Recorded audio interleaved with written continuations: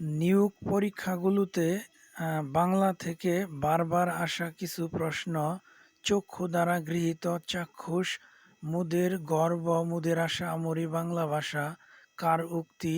অতুল প্রসাদ সেন। নারী বাংলা নারী জাগরণের পথিকৃৎ, বেগম রোকেয়ার জন্মস্থান রংপুর। যা স্থায়ী নয় অস্থায়ী, আমানত অর্থ গচ্ছিত। খেচর শব্দের অর্থ পাখি। প্রথিতযশা শব্দের অর্থ খ্যাতনামা। বাগধারা ধামাধারা অর্থ চাটুকারিতা। আদু প্রান্ত শব্দের অর্থ আগাগোড়া। শুদ্ধ বানান এখানে আছে মাধ্যাকর্ষণ। দুহিতা শব্দের অর্থ কন্যা। সমীরণ শব্দের অর্থ বাতাস।